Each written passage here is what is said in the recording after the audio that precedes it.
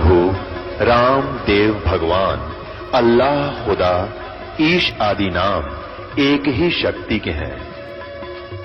वो कैसा है, कहां है, कैसे मिलता है, किसने देखा है? ये प्रश्नवाचक चिन्ह पूर्ण रूप से हटाने के लिए अवश्य सुनिए जगत गुरु तत्वदर्शी संत रामपाल जी महाराज के अमृत वचन, सर्व पवित्र धर्मों के पवित्र शास्त्रों के आधार पर। तो इस काल ने परमात्मा को अपना बड़ा भाई जानकर उसके साथ विरोध किया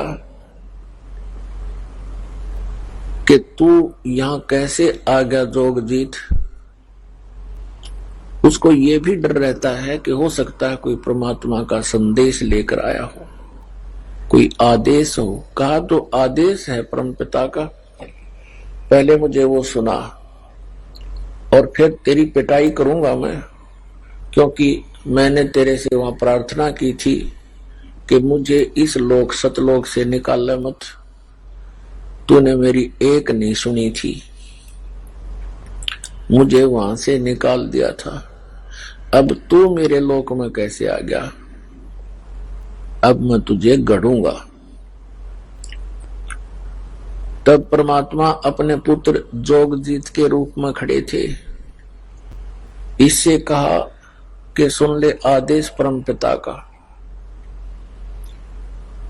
मैं क्या उद्देश्य लेकर आया हूं? मैं नीचे तेरे संसार में जाऊंगा और परमात्मा की जानकारी कराऊंगा। तूने परमात्मा का नाम और निशान मिटा दिया, तू खुद भगवान बन बैठा नालायक, तना शर्म नहीं आती। इन भोली आत्माओं ने गलती की, तेरे ऊपर आसक्त होकर तेरे साथ आ गए, फिर ऐसी दुर्गति किया करते हैं। कोई गधा बना दिया, कोई गधी बना रखी, कोई कुत्ता, कोई सुअर, सुअरी गंद में लेट रहे हैं, क्या खा रहे हैं।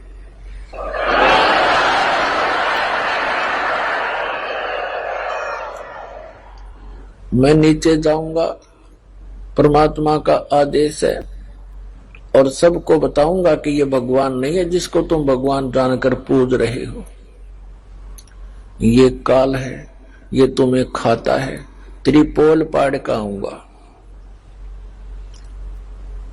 तब इसने सोचा ये तो मेरा नाश करन आ गया, मेरी खेती उजाड़ेगा। तो इस काल ने परमात्मा को जोगजीत समझ के उसके ऊपर ऐसे झपट्टे जैसे अभी मार डालेंगे। परमात्मा ने अपनी प्यारी आत्मा धर्मदास जी को यह ज्ञान देते हुए कहा कि धर्मदास जी, जिस समय उस काल ने मेरे ऊपर अटैक किया, आक्रमण किया, मैंने सतनाम का सिमरण कर दिया। पुण्यात्मा, वो परमात्मा हमें भी सतर्क करना चाहते हैं कि जो प्यारी आत्मा परमात्मा की शरण में आ गए और उनके ऊपर कोई किसी प्रकार की कोई आपत्ति आती है, चाहे कोई दैविक है, चाहे कोई जंतर मंत्र किसी का है, चाहे कोई गाल भी घाल देता है, और आपने उपदेश प्राप्त है तो उस समय अपना श्वास का सिमरण शुरू कर दे। जिसको प्रथम मंत्र प्राप्त है तो प्रथम मंत्र का ही जाप शुरू कर दे, किसी और की आशा नहीं करे कि वो मेरी रक्षा करे। परमात्मा ने बताया कि धर्मदास, मैंने सतनाम का सिमरण कर दिया और काल ऐसे कंडम हो गया, ऐसा झटका लगा इसको जैसे पक्षी की पंख कट जाती है। पंख उनके कटने के बाद वो जमीन पर पड़ा पड़ा तड़फ रहा होता है, वो ऐसा ही हो जाता है। ऐसी दशा होगी इस ज्योति निरंजन काल की। ये चापलूस है। पहले तो इसने सोचा था कि मैं इसको डरा धमका दूंगा, और फिर इसने पैर पकड़ लिए मेरे आकर। कबीर साहब कहते हैं कि इसने नीचे नीचे घिसड़ के और पैर पकड़ के रोने लग गया, कहने लगा, तो मेरा बड़ा भाई, मैं तेरा छोटा भाई। छोटे तो उत्पात किया करते हैं, बड़े तो अक्षमा ही किया करते हैं। मैं तो आपको पिता के समान मानता हूं और आप तो उनके ही भेजे हुए आए हो, आप तो उन्हीं की शक्ति हो, मुझे अक्षमा कर दो। परमात्मा ने कहा ठीक है, क्षमा कर दिया तुझे। फिर चरण छोड़े नहीं और कहने लगा कि मेरे इस लोक में कुछ त्रुटि है, वो आवश्यकताएं मेरी पूरी कर दो। मैं आपका छोटा भाई हूं, आप तो समर्थ हैं। बहुत घनी चापलूसी करी इसने। तो परमात्मा ने कहा कि बोल क्या मांगता भिखारी, तू बोल। तब इसने कहा ऐसे नहीं, वचनबद्ध हो जाओ। परमात्मा ने कहा कबीर जी ने ठीक है, वचनबद्ध हो गया। तब इसने क्या कहा कि 3 युगों में जीव कम ले जाना। अब क्या कहा था जोगजीत रूप में परमात्मा ने कि मैं सभी जीवों को बताऊंगा कि ये काल है और जो साधनाएं तू करवा रहा है वो तेरे सतर की है, तेरे जाल में फंसे रहने की है। परमात्मा ने मुझे एक ऐसी शक्ति यानी मंत्र दिया है, उस सतनाम के जाप को और सार नाम के जाप को प्राणी को दूंगा और जिनके पास ये मंत्र होगा उसका तू कुछ बिगाड़ नहीं सकेगा। जैसे उसी मंत्र से मैंने तेरी ये हालत कर दी और वो मंत्र उन प्राणियों को दूंगा जिनके पास ये मंत्र होगा, तो उनके निकट नहीं जा सकेगा और सबको सतलोक ले जाऊंगा सतनाम दे करके। तो इसने फिर प्रार्थना की कि 3 युगों में जीव कम ले जाना। चौथा युग जब कलयुग आवे तब तो शरण जीव बहु जावे। ऐसा वचन हर मोय दीजे, तब तुम गवन संसार ही कीजिए। तो परमात्मा ने कहा ठीक है। और दूसरा ये कहा था कि आप बलपूर्वक ना ले जाना, आप अपना ज्ञान देना, आपके ज्ञान को जो स्वीकार करे वो आपका हो, आपकी मर्यादा में रहे वो आपका हो, और आपकी मर्यादा में नहीं रहे और हमारे ज्ञान को ग्रहण करे तो वो हमारा ही हो, उसको बलपूर्वक ना ले जाना। परमात्मा ने कहा ठीक है भाई, तथास्तु, ऐसे ही होगा। क्योंकि मालिक को पता जब मेरा ज्ञान कोई नहीं मानेगा कोई, तो मेरे साथ चलेगा कौन, और मेरी मर्यादा में नहीं रहेगा तो न मैं वहां के क्या करूंगा ले जा करके ऐसे मूर्खों को। ऐसे तो हम पहले थे वहां पर, गलती करके यहाँ फिर आ पड़े, तो ऐसे वो मालिक ले जाना भी नहीं चाहता। और दूसरे हम सब इच्छा से यहाँ आए हैं, सब इच्छा से वहां जाएंगे। जब परमात्मा ने कह दिया तथास्तु, तब उसी समय तेवर बदल गया। यहां सभी प्राणियों का ऐसा ही स्वभाव है। जैसे भस्मागिरी ने भगवान शिव जी के द्वार पर 12 वर्ष तक सिरासन पर तपस्या की, ऊपर न पैर नीचे न सिर करके। जब भगवान शिव ने पूछा कि क्या चाहते हो भक्त, वचनबद्ध करवा लिए और कहा ये भस्म कड़ा दे दो। जब भस्म कड़ा दे दिया भगवान शिव ने, अगले तेरी साथ होले तैयार, वो एकदम त्योर बदल गया। नहीं जब करबद्ध खड़ा था, हाथ जोड़ा था।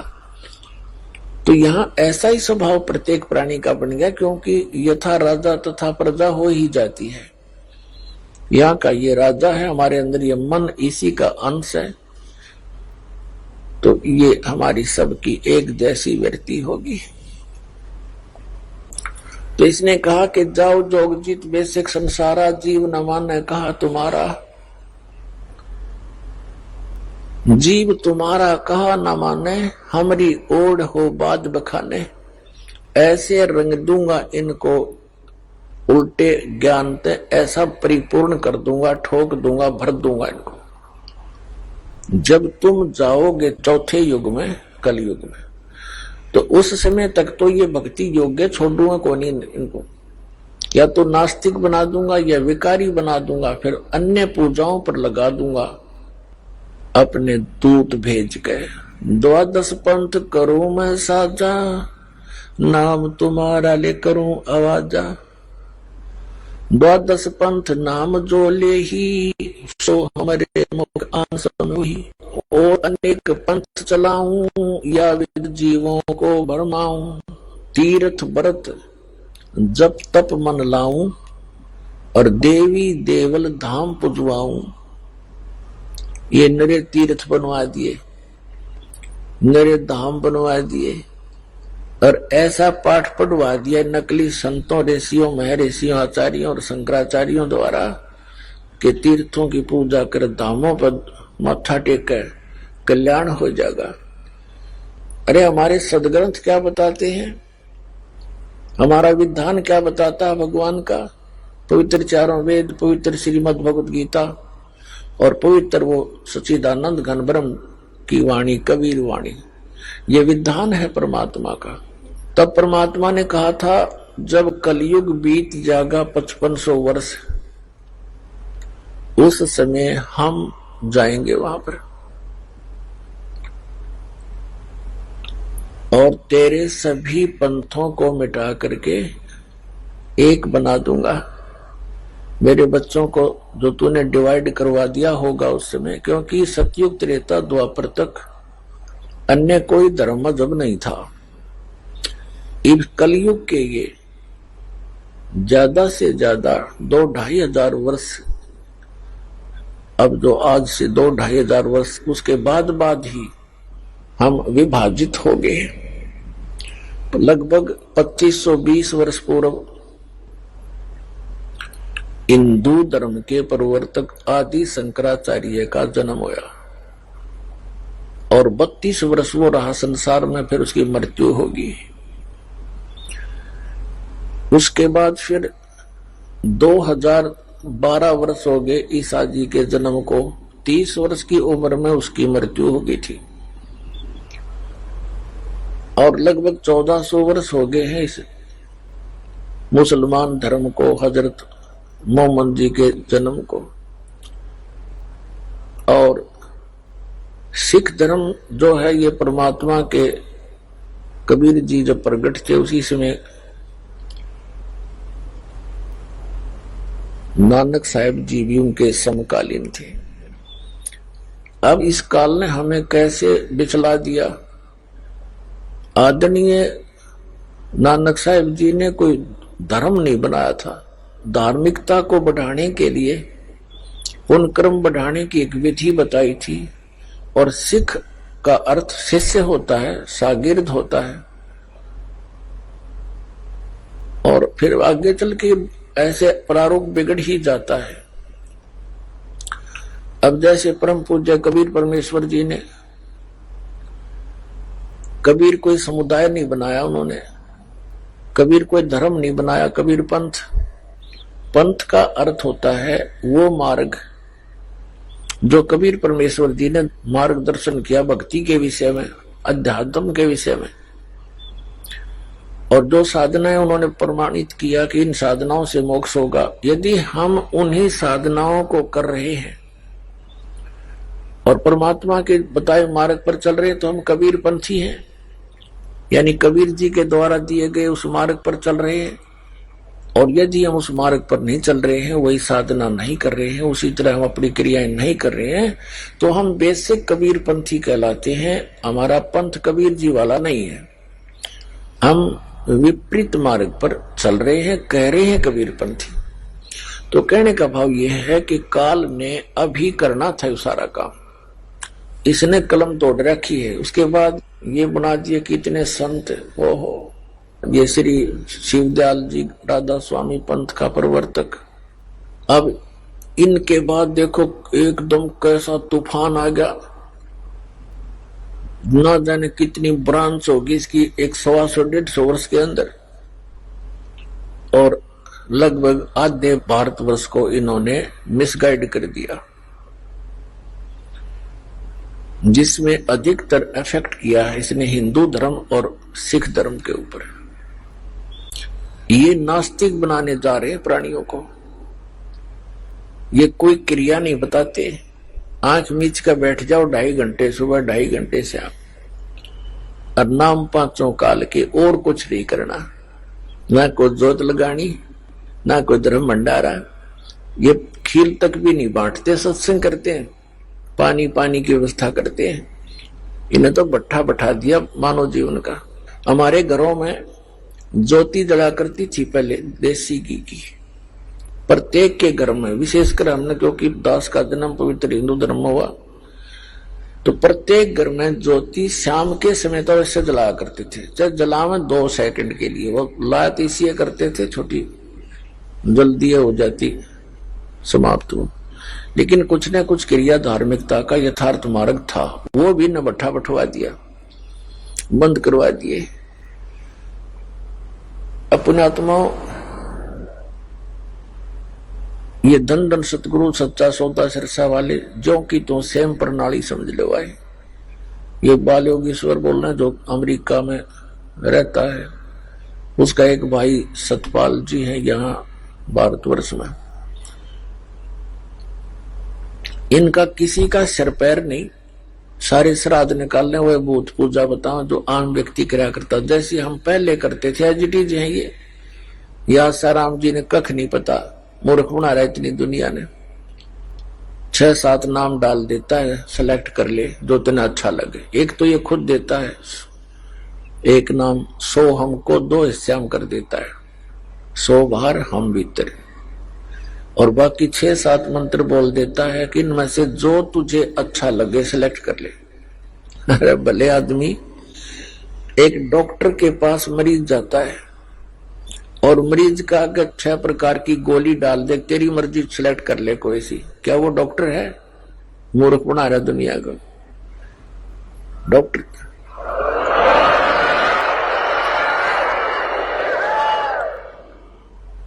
तो पुण्यात्माओं, इन न कित कित रोऊं और किस किस न रोऊं, या तो कुआ भांग पड़ी। परमात्मा कहते हैं कबीर ये माया अटपटी सब गट आन अड़ी, और किस किस न समझाऊं या कुआ भांग पड़ी। अपने आत्माओं, आपके रूबरू जिस भी संत महंत आचार्य शंकराचार्य का इतिहास दिखाया है, इनके पास कख नहीं पाया, कख भी, कैख है भी नहीं इनके पास भक्ति का। और ये बोले श्रद्धालुओं को कितनों को गुमराह किए बैठे हैं। ये स्वयं भी पाप के बागी और काल के पक्के एजेंट बन गए ये। और फिर ये काल कुछ नहीं देगा इनको, क्योंकि इसके पास कुछ पावर नहीं देने का। ये तो नाश कर सके है, जिसका नाम में काल हो गया तो उसके पास रहम कैसे हो सकता है, दया कैसे होगी उसके पास। जैसे कसाई है और बकरे पालता है, उन बकरे बकरियों को भले कितनी सेवा करता दिखाई देता है, उनके लिए सारी सुविधाएं भी उपलब्ध कराता है, लेकिन वो उन पर रहम कैसे कर सकता है? क्योंकि वो तो उसने पाल ही इसलिए रखे हैं कि उनको खावे और बेचे। तो ये जिस लोक में आप रह रहे हो, ये ऐसा लोक उस मालिक का लोक है, इस ईश का लोक है, यहाँ का ये काल मालिक है। तो तब परमात्मा ने कहा था कि जब 5500 वर्ष बीत जाएंगे ना कलयुग के, तब मैं अपना एक, अब परमात्मा इसने साची थोड़ी बतावा थी, इस नालायक थी। पहले कहा कि मैं स्वयं आऊंगा, और फिर कहा कि मैं अपना एक महापुरुष भेजूंगा और उसके पास शब्द शक्ति दे दूंगा, तो उसके निकट नहीं आ सकेगा।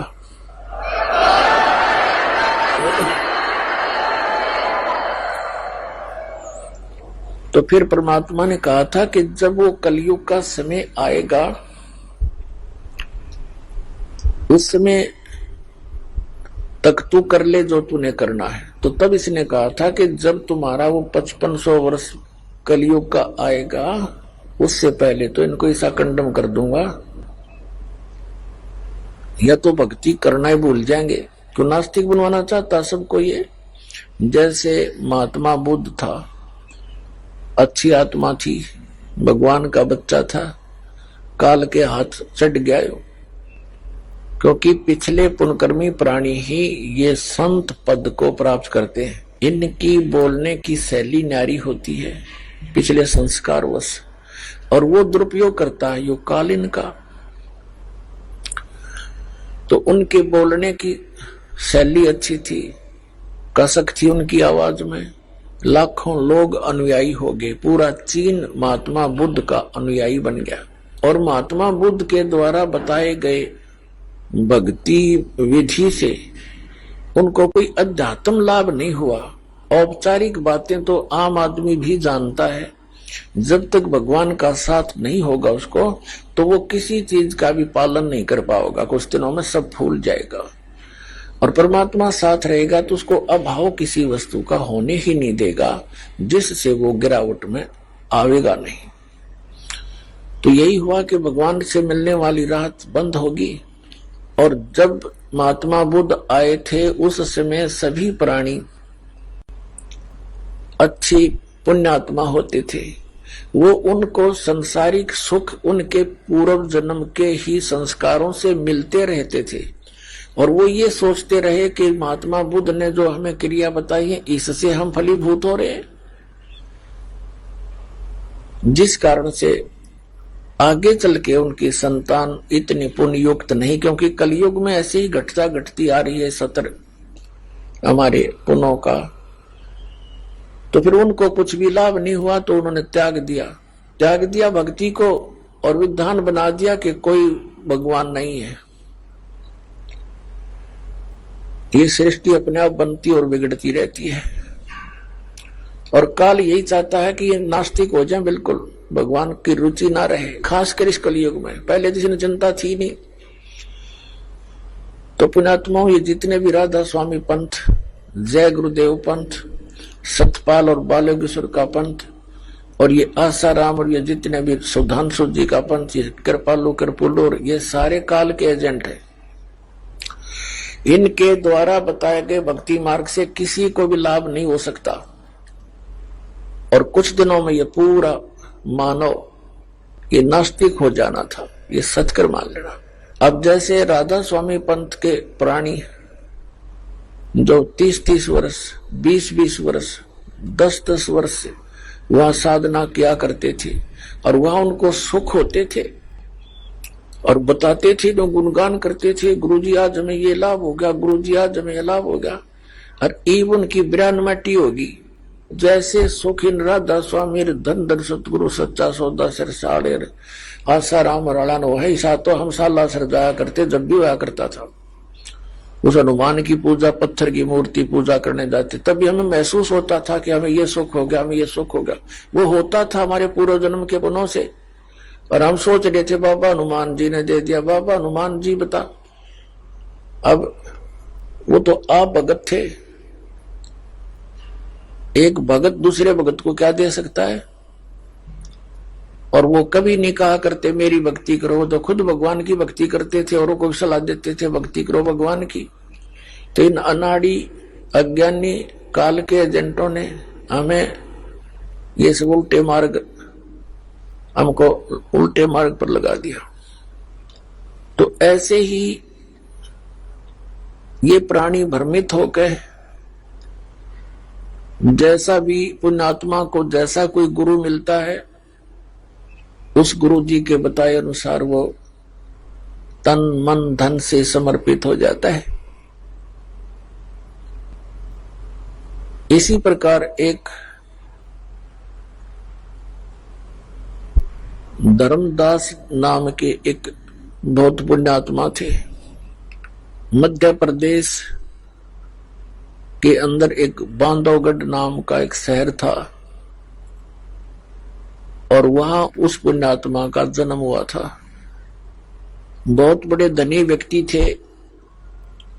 धनी व्यक्ति, इतना धन था उनके कि श्री धर्मदास जी के पूर्वज इतने धनवान थे कि कभी कोई प्राकृतिक आपदा आ जाती थी और वहां का नवाब भी धर्मदास जी के पूर्वजों से वित्तीय सहायता लिया करता था। इतने धनी व्यक्ति होते हुए और फिर भगवान की चाह,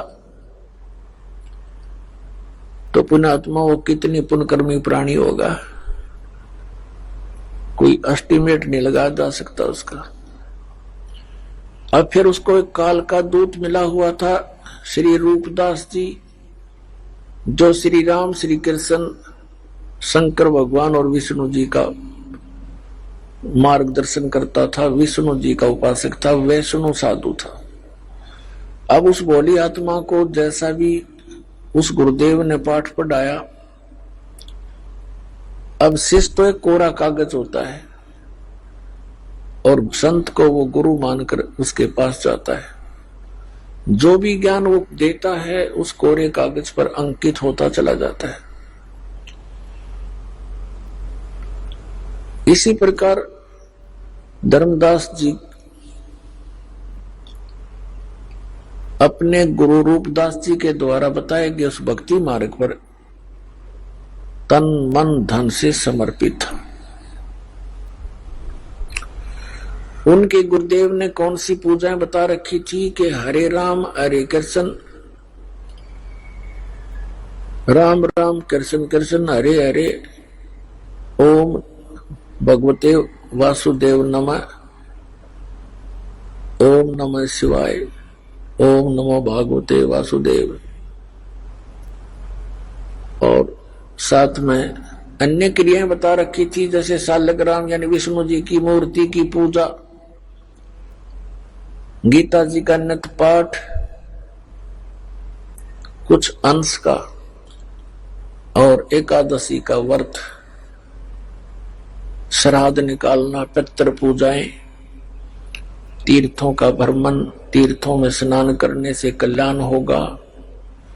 जैसा भी आदि शंकराचार्य ने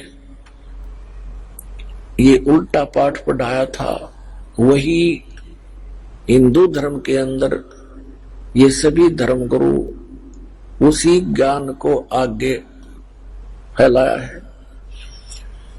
आदि शंकराचार्य एक बहुत पुण्यकर्मी प्राणी थे। उनके पिताजी शंकर भगवान के दृढ़ पुजारी थे और शंकर जी की कृपा से ही वो अपने पुत्र की उत्पत्ति मानते थे। 8 वर्ष की आयु में आदि शंकराचार्य जी परमात्मा के लिए संत की खोज में चल पड़े।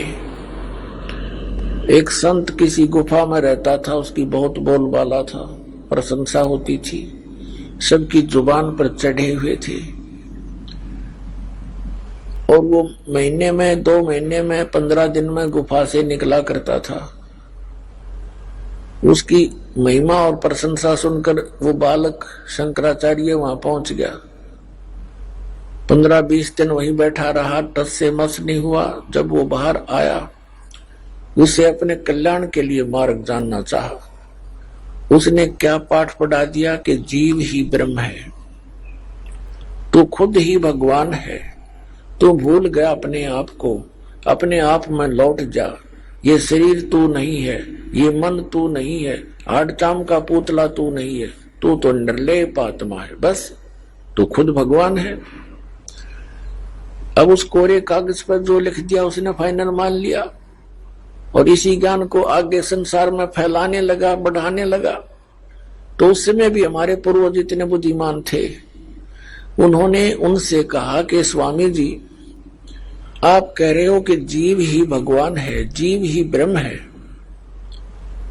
फिर ठीक है, आप अपना काम करो, हम अपना कर रहे हैं, तो आप भी भगवान और हम भी भगवान, फिर और करना क्या रह गया? फिर क्या करे बताओ?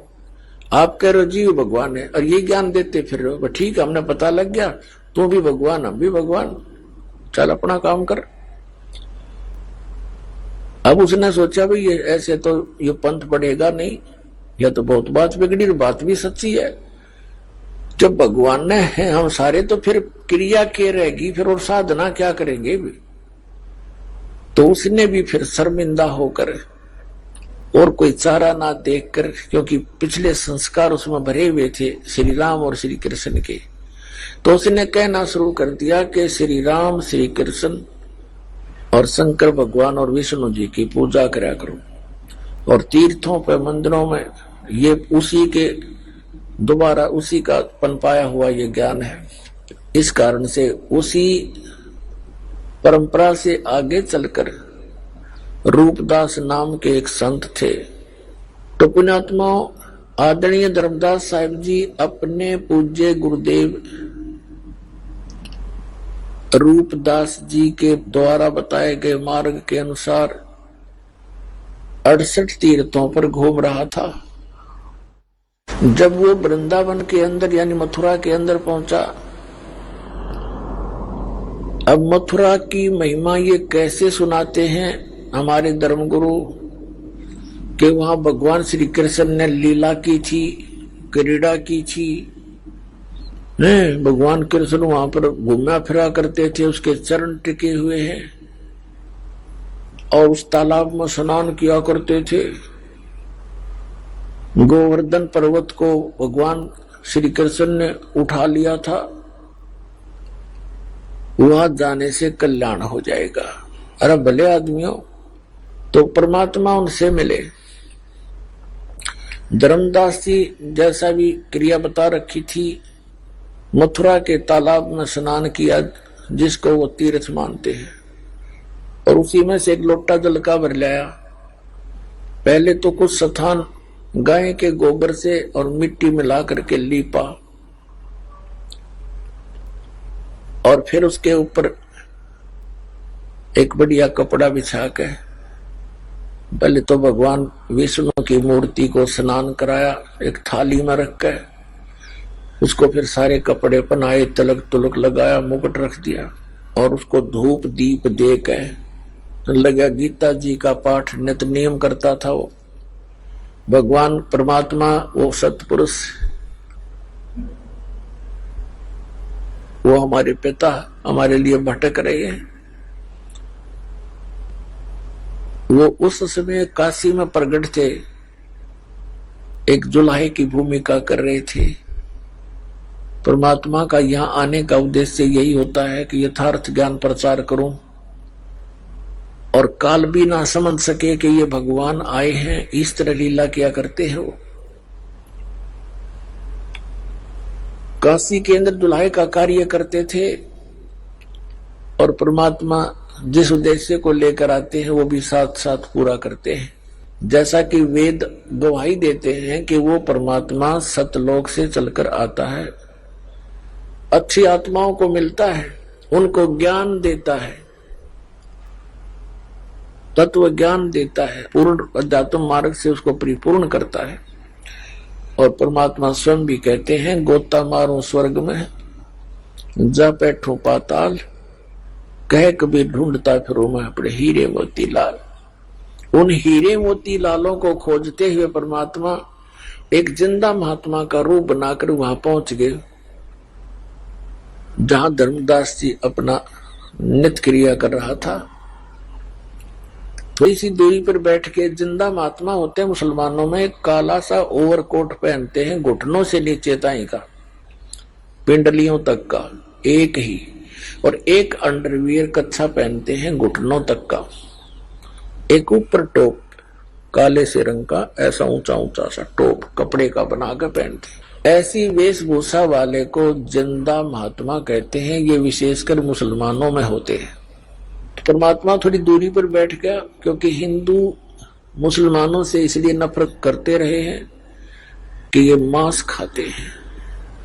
तो परमात्मा ने सोचा कहीं ये बिदक ना जावे मेरी वेशभूषा को देखकर, थोड़ा दूर बैठ के अपने आत्माओं देख हमारे साथ कैसा जुल्म कर रखा है इस काल ने। हमारे पिता ने हमारे निकट आते हुए डर लग रहा है कहीं मेरा बच्चा और दूना ना गर्क हो जाए। जैसे बच्चा डूबने जा रहा हो और को निकालने के लिए कोशिश करता है, तो उसने ये भी ध्यान रखना पड़ता है कि आगे और ना चला जाए ये बालक, गहरे पानी में डूब ना जा। तो इसलिए परमात्मा दूर बैठ के, और वो नित्य नियम करते हुए गीता जी का पाठ कर रहा था और परमात्मा ऐसे गर्दन हिला रहे थे जैसे मानो धर्मदास जी के द्वारा पढ़े जा रहे उस गीता के ज्ञान से बड़े प्रभावित है और बहुत अच्छा लग रहा हो। धर्मदास जी ने देखा कि ये मुसलमान होकर के हमारी गीता के ऊपर कितना आसक्त है।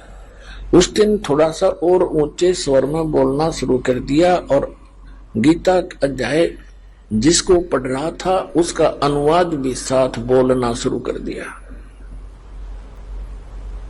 जब उसने अपनी सब क्रियाएं कर ली तब परमात्मा थोड़ी से निकट आकर बैठ गए 10 फुट की दूरी पर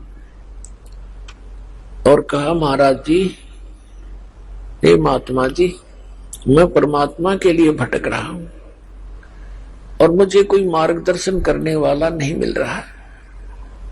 परमात्मा की तरफ मुझे बहुत है, मेरा कोई मार्गदर्शन करो, मुझे यथार्थ ज्ञान बताएं।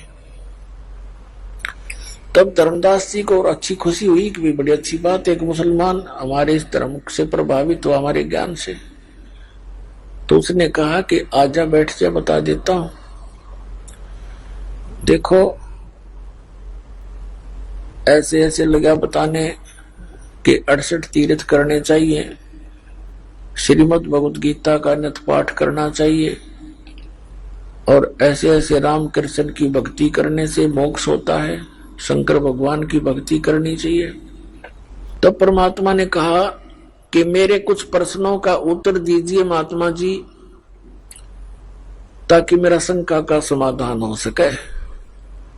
धर्मदास जी क्योंकि वैष्णव साधुओं जैसी वेशभूषा बना रखी थी, उसने 60 से भी ज्यादा उम्र हो गई थी उनकी, 70 के आसपास, और उसमें उसने अपने वेशभूषा एक वैष्णव साधुओं संतों जैसी बना रखी थी। गले में एक कंठी, एक तुलसी की माला, मणिया होता है मन का बस, और लंबा सा तिलक यहां से लेकर यहां तक पूरे नाक पर लगाते हैं, माला डाल रखी अन्य मालाएं। तो इस वेशभूषा वाले को वैष्णव संत कहते हैं। तो परमात्मा ने कहा कि महात्मा जी, मेरी कुछ शंकाओं का समाधान कीजिए, मुझे ये बताइए कि ब्रह्मा विष्णु महेश जी के माता पिता कौन है।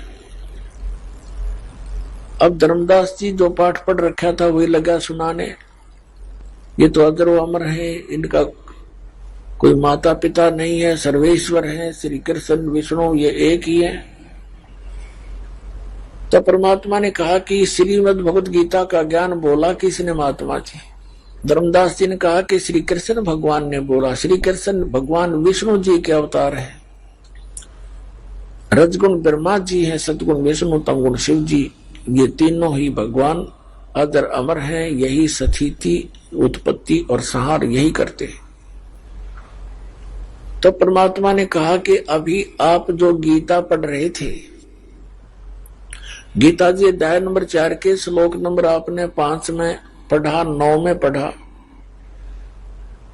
परमात्मा वैसे उस समय उनके साथ हो, ये दास बता रहा आपको ताकि आप बुद्धिमान है, आज एजुकेटेड है, ताकि इन श्लोक और मंत्रों को आप सुनकर देख सकते हैं, सच्चाई से परिचित हो सकते हैं। उस समय तो परमात्मा ने यही कहा था, आप जी ने अभी जो पढ़ा था सब्जेक्ट, जो अध्याय पढ़ा था, उसमें आप कह रहे थे कि गीता ज्ञानदाता कहता है, अर्जुन तेरे और मेरे बहुत जन्म हो चुके हैं, तू नहीं जानता मैं जानता हूं। और फिर 18वें अध्याय के 62वें श्लोक में परमात्मा ने उनको हर तरह से कंडम करना चाहा, क्योंकि काल के प्रत्येक दाव को जब तक नहीं काटा जाएगा तब तक प्राणी परमात्मा को पहचान नहीं सकता। तो परमात्मा ने कहा कि एक जगह मैं सुन रहा था गीता का पाठ, एक ब्राह्मण सुना रहा था, वो कह रहा था 18वें अध्याय के 62वें श्लोक में कि अर्जुन तू सर्वभाव से उस परमेश्वर की शरण में जा, उसकी कृपा से तू परम शांति को, सनातन परम धाम को प्राप्त होगा। श्रीमद् भगवद गीता अध्याय नंबर 15 के श्लोक नंबर 1 से लेकर 4 में कहा कि अर्जुन उल्टे लटके हुए संसार रूपी वृक्ष को जो संत तत्व से जानता है, उसके सभी विभागों को जानता है, वो तत्वदर्शी संत है। और तत्वदर्शी संत की प्राप्ति के उपरांत परमेश्वर के उस परम पद की खोज करनी चाहिए जहां जाने के बाद साधक फिर लौटकर कभी संसार में नहीं आते। और गीता ज्ञानदाता स्वयं कह रहा है केवल उसी की भक्ति करो। वो भगवान बता मुझे कौन है महात्मा जी। और ये आप कह रहे हो श्री कृष्ण जी अर्थात विष्णु जी ने गीता बोली, तो आप कह रहे हैं मेरी तो जन्म मृत्यु होती है, आप इनको अजर अमर बता रहे हो। अब धर्मदास जी सुन हो गया, सच्चाई के आगे झूठ नहीं चल सकती। वो ना बोल पा रहा है, ऐसा हो गया जैसे स्तब्ध हो जाता आदमी। फिर परमात्मा ने कहा कि महात्मा जी अब गुस्सा न मानना, देखो मैं जब तक अपनी शंका का समाधान नहीं करवा लूंगा तो मैं आपका अनुसरण कैसे कर पाऊंगा। धर्मदास जी ने फिर लंबा सांस लिया, एक और बोल क्या पूछेगा, पूछना पाछना तो कुछ रह नहीं रहा था, फिर शर्मिंदा होकर कह रहा था। परमात्मा ने कहा कि जैसे आप श्री राम हरे कृष्ण ओम नमः शिवाय ओम भगवते वासुदेव ये जो मंत्र जाप करते हो, एकादशी का व्रत करते हो, या तीर्थों पर जाने के लिए आप स्वयं भी जाते हो, मुझे भी आप बता रहे हो ऐसा करो, तो क्या श्रीमद् भगवत गीता में लिखा है ऐसा कि नहीं? इसमें तो कहीं नहीं लिखा। धर्मदास बोला। तो परमात्मा ने कहा कि एक किसान था और उसको वृद्ध अवस्था में 60-70 वर्ष की उम्र में पुत्र प्राप्त हुआ। उस किसान ने सोचा कि मेरा पुत्र जब तक युवा होगा, ऐसा ना हो मेरी मृत्यु हो जावे, तो उसने एक पेड़ पर बही में अपना कृषि के लिए जो अनुभव था, कौन सी फसल किस समय पर बीजनी चाहिए और किस समय उसमें फर्स्ट वाटरिंग यानी प्रथम सिंचाई करनी चाहिए, कौन से मौसम में वो बीजनी चाहिए, कैसा बीज होना चाहिए, किस समय उसका परिपक्व होने का ये कलर हो जाएगा तब उसको काटना चाहिए, वो पूरा डिटेल लिख दिया। और उसकी पिता की मृत्यु होगी, पुत्र युवा हुआ। अब वो पुत्र उस अपने पिता की उस बही को, पेड़ को, अनुभव को डेली पढ़ लेता है, एक पृष्ठ या 2 पृष्ठ। और जैसा उसके पिताजी ने मार्गदर्शन कर रखा, इसकी बजाय वो और ही क्रियाएं उसमें और ही फसल बो रहा है। जैसे बोने के लिए लिखा है गेहूं और बो रहा है भांग, तो वो कैसी समझदारी कर रखी है उसने। उस बच्चे का क्या कर्तव्य बनता है धर्मदास जी मुझे बताइए आप। क्या उसका कर्तव्य नहीं बनता जो पिता ने उसमें लिख रखा बही में, पैड में, उसके अनुसार उसका पॉइंट टू पॉइंट फॉलो करे। धर्मदास जी कहते हैं हाँ बिल्कुल सही है ना, तो मूर्ख हो तो मूर्ख है फिर क्या पाओगा उसने। तो परमात्मा ने कहा ऐसे ही मूर्ख तुम लगे मुझे। आपके परमात्मा ने लिखा है कि इसमें कोई मंत्र वो जाप करना है नहीं। 8वें अध्याय के 13वें श्लोक में लिखा कि ओम इति एकाक्षरम ब्रह्म विवरण माम अनुसमन यह परियाति तदंदेहम से आती परमाम गति। अब गीता ज्ञानदाता कहता मेरा केवल एक ओम मंत्र है, नथिंग एल्स। इसके अतिरिक्त और कोई मंत्र मेरा नहीं है।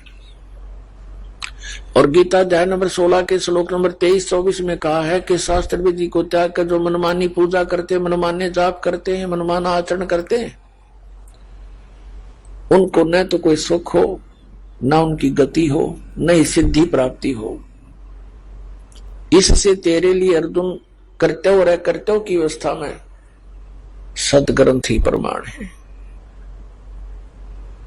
तो वो खुद कहते हैं, परमात्मा खुद कह रहे हैं आपके कि गीता के अंदर जो लिखा है, सदग्रंथों में, वेदों में जो लिखा है, इसके अनुसार जो साधना करता है वो तो ठीक है। इसको त्याग कर अपने मनमानी पूजाएं करता है, आचरण करता है, नाम जाप करता है, तो वो यूजलेस है। अब धर्मदास जी का तो पसीने आ गए, और ये पुराना रंग 20, 30, 50 वर्ष से फिर पूरे समाज के अंदर जहां भी जाते हैं एक ही जैसी लोकवेद कथाएं होती हैं, किसी को कोई ऑब्जेक्शन ही नहीं होता, सभी उसको सेट हो जाते हैं। जो भी जिस धर्म में मजहब में जन्मा है उसका बहुत बड़ा समुदाय होता है, और पूरे क्षेत्र में वही पूजाएं उसी तरह की विचारधारा बनी रहती है, फिर उसमें ऑब्जेक्शन नहीं होता किसी को। और उसमें आकर के कोई सच्चाई बताने की चेष्टा करता है तो विरोध का एक तूफान बन जाता है। तो ये सब काल का ही जाल है। जब आदरणीय धर्मदास साहब जी ने देखा कि यो तो भाई बात तो बड़ी गहरी गहरी कर रहा है, पर ये मुसलमान है, कहीं अपने कुछ अन्य उद्देश्य लेकर ही कुछ ना बोल रहा हो, तब उसने कहा कि जिंदा तू हमारे देवी देवताओं के बारे में गलत ना बोला है, और हम तो यही पूजाएं करेंगे, और हम जीव ऐसा नहीं करते। तो परमात्मा ने देख लिया कि काल आ बैठे इसकी मति में, एकदम अंतर ध्यान हो गए भगवान, सामने से अदृश्य हो गए। धर्मदास जी एकदम भयभीत हो गए, और फिर उसको विचार आने लगे कि सारी साची बता रहे थे तो देख मैं कैसा नालायक हूं, ये भगवान मुझे माफ कर दो। अब ने तो वो ऐसा कंडम कर दिया मालिक ने उस ज्ञान से कि जो साधनाएं वो कर रहा था उसकी रुचि नहीं बढ़ी उनको करने में, क्या करे उसको। अब शाम होगी,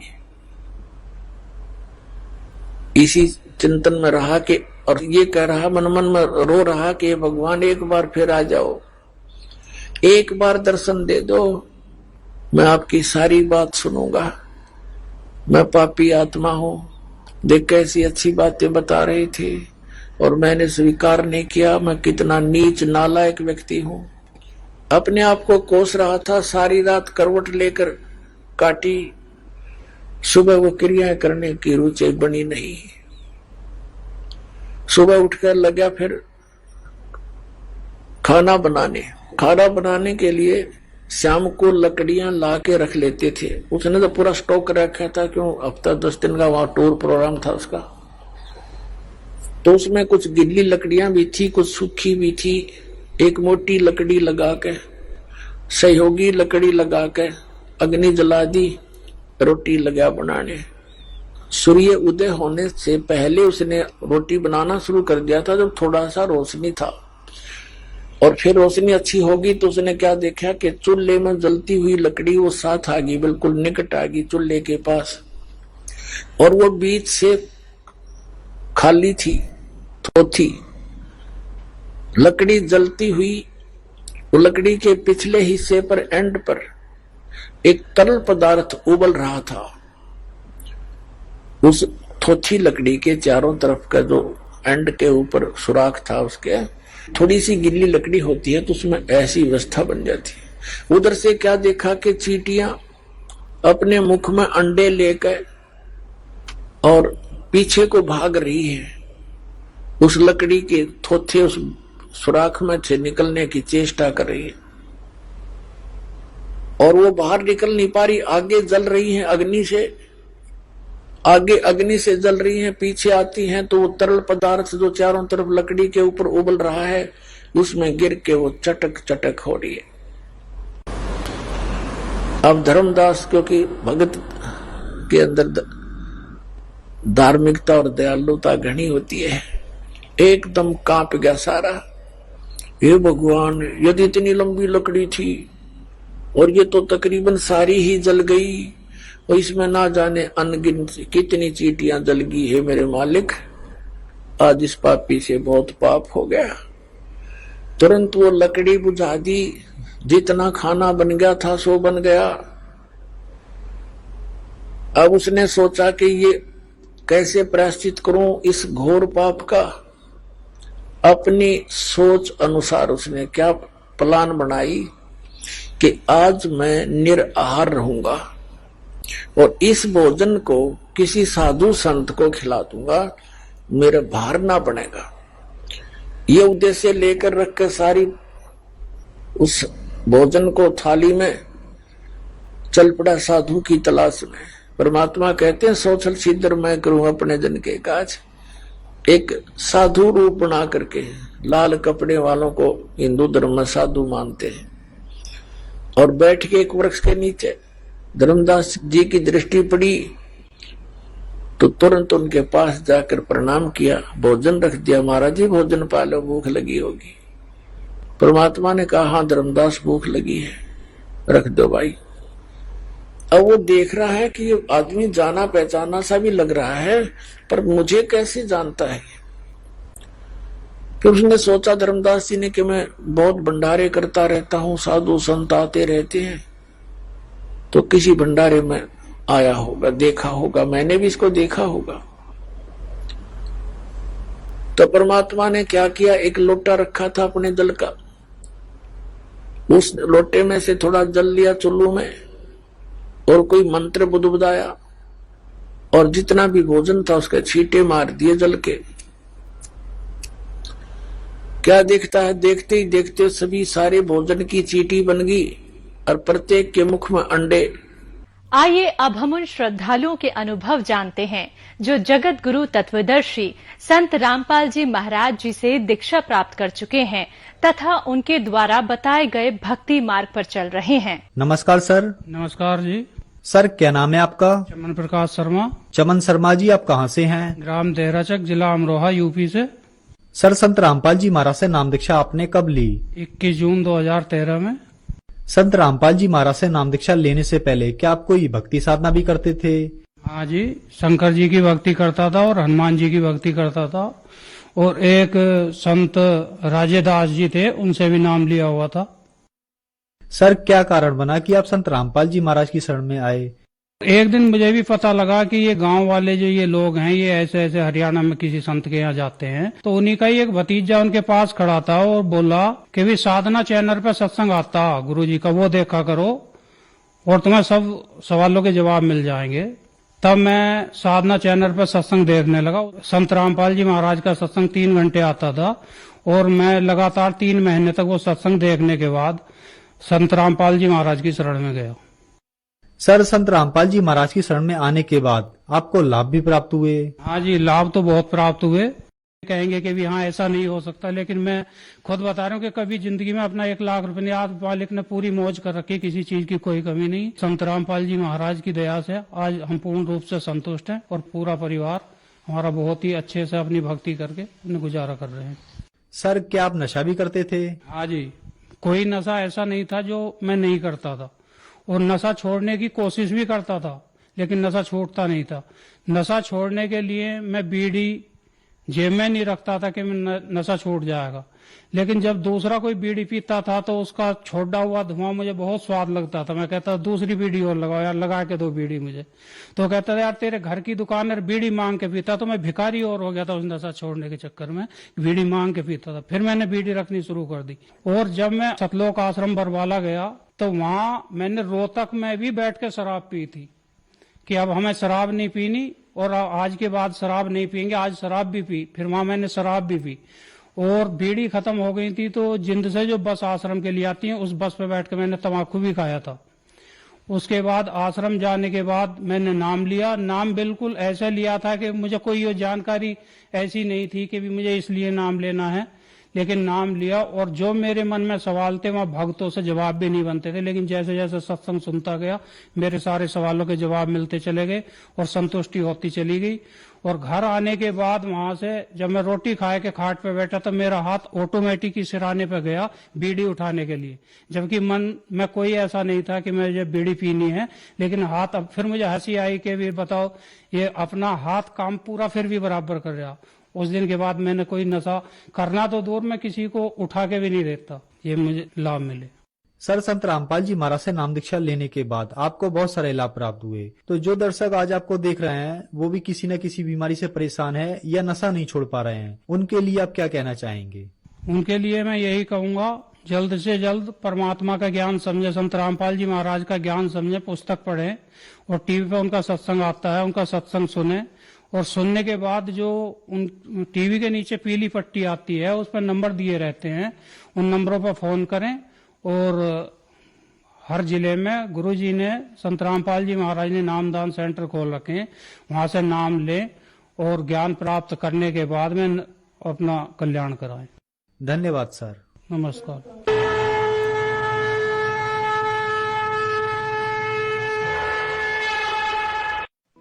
आप सुन रहे थे जगत गुरु तत्वदर्शी संत रामपाल जी महाराज के मंगल प्रवचन। अधिक जानकारी के लिए संपर्क करें 8222-880-541 8222-8